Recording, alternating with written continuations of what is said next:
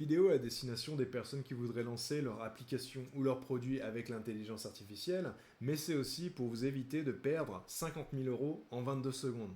Donc ces 50 000 euros, comment ils sont partis? C'est l'histoire tout simplement d'une personne qui est allée sur Fiverr, donc Fiverr où on peut recruter des freelanceurs dans le monde entier. Elle a mis IA ici, dev.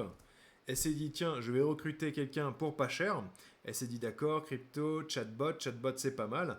Elle a cliqué sur n'importe qui. Elle lui a dit, est-ce que tu peux me faire mon application comme ça, comme ça? Et ce qui s'est avéré, c'est que cette personne, elle s'est connectée avec sa carte bleue sur un compte GCP, donc c'est de l'architecture, hein, c'est du code, vous inquiétez pas.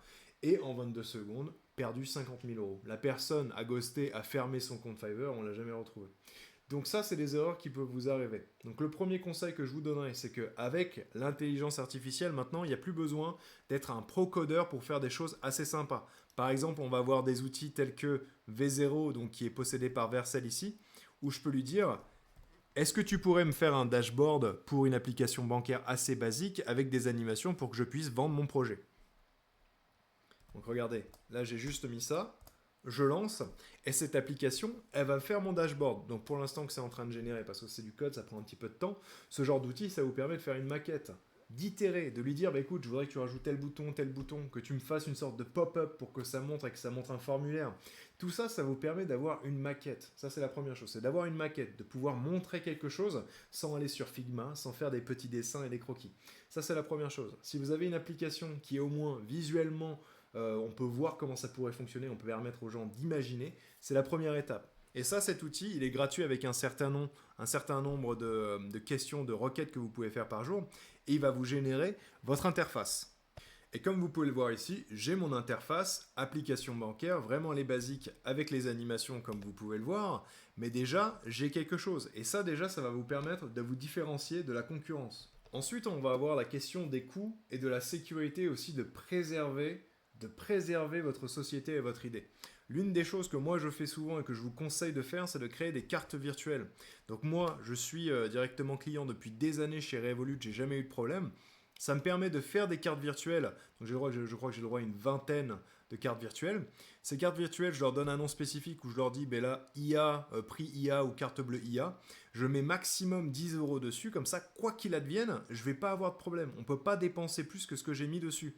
Donc en vrai, ça c'est vraiment une question de sécurité, de pérennité de votre activité. Vous ne mettez pas avec une carte bleue où vous n'avez pas de contrôle et au final vous vous retrouvez à payer 50 000 euros d'un coup. C'est très dangereux et c'est quelque chose qui est facilement évitable si vous mettez des cartes bleues virtuelles. Donc je vous invite à prendre une banque en ligne, regardez laquelle peut faire ça. Moi j'ai pris Revolut, j'ai aucun problème avec eux, ils sont super.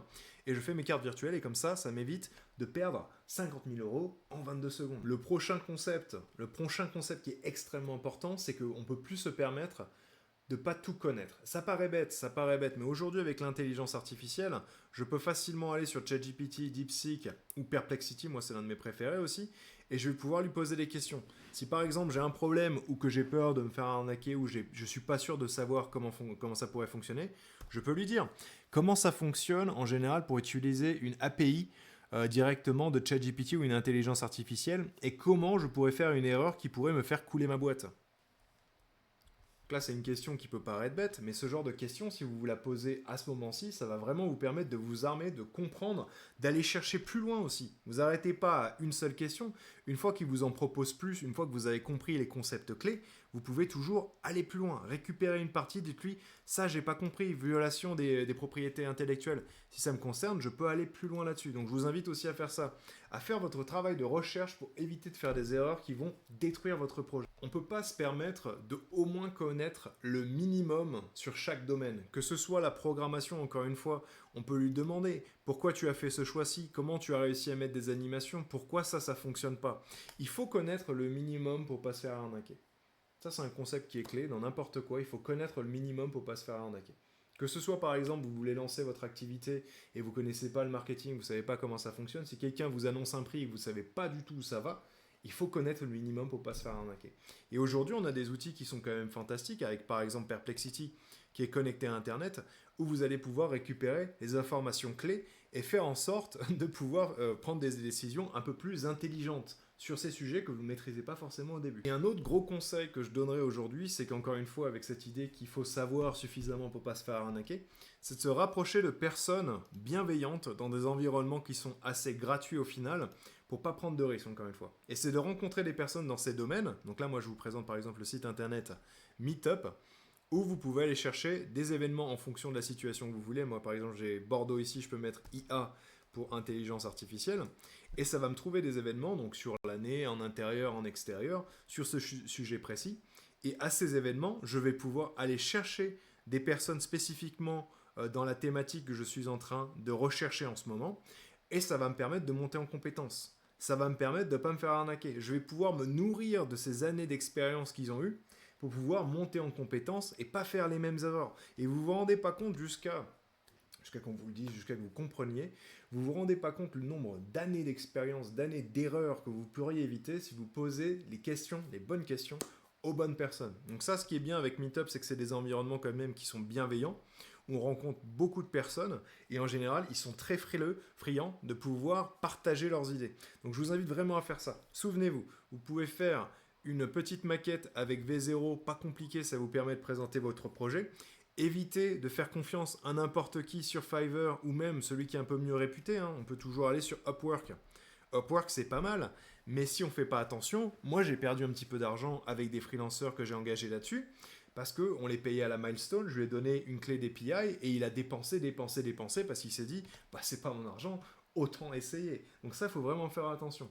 Il faut faire attention à qui on engage, il ne faut pas hésiter, prochain concept, à faire des cartes bleues virtuelles avec un certain fond dessus, comme ça, quoi qu'il advienne, les fonds ils sont bloqués. La personne elle peut pas dépenser de plus de 10 euros. Imaginez, elle commence à en dépenser 22 000, je suis parti en week-end, j'ai pas vu, c'est fini. Non, non, non. Carte virtuelle, on limite, on lui donne pas la carte de l'entreprise. Je vous dis ça parce que j'ai entendu des histoires assez terribles avec ça. On lui donne pas la carte de l'entreprise, on lui donne une carte virtuelle avec 10 euros maximum et on est bon. Ensuite, vous allez pouvoir directement aller sur Meetup, récupérer des événements particuliers. Regardez celui-là par exemple sur Bordeaux, où je vais avoir Générative IA avec Miracle. Miracle, c'est quand même une belle boîte. Vous allez rencontrer des professionnels. Là, j'ai les personnes de Hugging Face qui viennent et tout ça.